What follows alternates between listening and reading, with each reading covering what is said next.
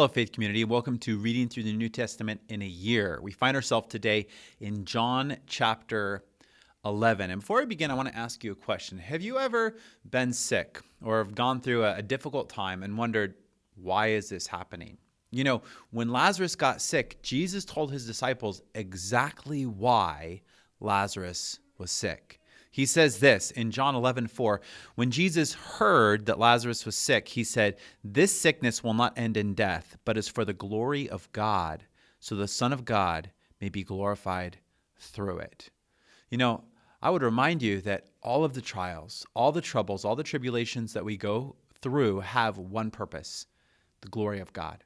The question we need to stop and ask ourselves is, how am I bringing God glory through the trial that he's bringing into my life? What we go through is for his glory. Now, how that happens in the life and death and resurrection of Lazarus is amazing. So the disciples have sort of fled the area of Judea at this point. They're in Perea, and Jesus says we need to go back. After he waits several days, he says we need to go back. And the disciples are afraid. They say this, "Rabbi," the disciples told him, "just now the Jews tried to stone you, and you're going there again?" They're saying, if we go back there, they just now tried to kill you. You're going to die. Listen to Jesus' response. "Aren't there 12 hours in a day?" Jesus answered. "If anyone walks during the day, he doesn't stumble because he sees the light of this world. But if anyone walks during the night, he does stumble because the light is not in him." The safest place for you to be is where the light is leading. This is a lesson that Jesus is about to teach his disciples. He wants them to understand it's not about the danger that the world or the political situation poses to us. It's about where our Savior, it's where our shepherd is leading us. Where is he telling us to go? That's where we need to go. And so the disciples follow Jesus back to Bethany. Now as he goes, he tells them that Lazarus has in fact died. And Jesus says this about Lazarus' death in verse 15. "I'm glad for you that I wasn't there so that you may believe. But let's go to him." I want you to notice this. Jesus says the reason this trial is happening is so that the disciples can grow in their faith. They're going to believe something about Jesus. What are they going to come to believe? Well, when Jesus gets to Bethany, Martha meets him and he tells her something. He tells her, "I am the resurrection and the life. The one who believes in me, even if he dies, will live.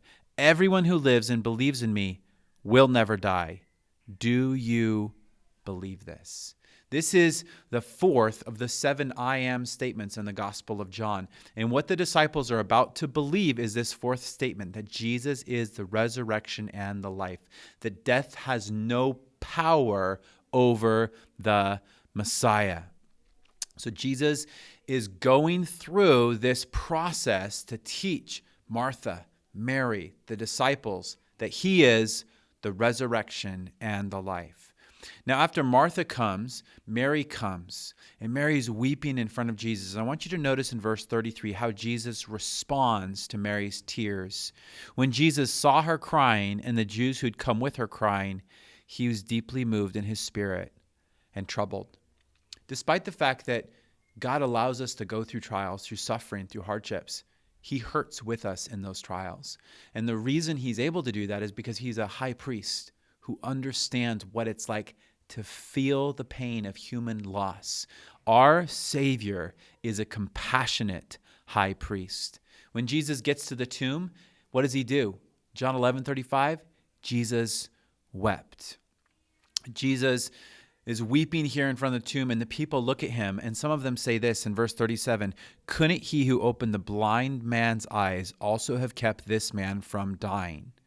This is really important. The people get it. They realize Jesus could have come and he could have saved Lazarus from death. They understand the power that Jesus has, but they don't realize the extent of that power, and they're about to realize it. So Jesus tells them, "Go ahead and remove the stone." And what does Martha do? She balks. She says he's going to smell by this point. She's thinking Jesus is just going to want to go in and see the body. She does not understand what's about to happen. And so Jesus tells her that she needs to remove the stone. Why? Verse 40, Jesus said to her, "Didn't I tell you that if you believed, you would see the glory of God?" Now I want you to think about this. Jesus could have spoken a word and that stone would have rolled away. The stone was not a problem for Jesus. Why is it that he asked them to roll it away? Because he wants them to participate. He wants them to be actively depending upon him in this miracle. They're not going to work the miracle, but they're going to demonstrate with their actions that they're trusting him in the process, even when it doesn't make sense. Why does he want to roll the stone away? We don't know, but we trust Jesus. And so they obey. The safest place for you to be is where your Savior is leading you. And what does Jesus say? Lazarus, come forth. And Lazarus walks out of the tomb alive. And Jesus tells them to unwrap him, unbind him. And then he tells them to give him something to eat. Why? Because he's been raised bodily. He's been risen from the dead, and he is ready to be a human again. This isn't a spiritual resurrection. This is a physical resurrection. Well, how do the chief priests and the Pharisees respond to this miracle? They're not so happy. Jesus is doing signs that cannot be ignored. So we see in verse 50, they're talking.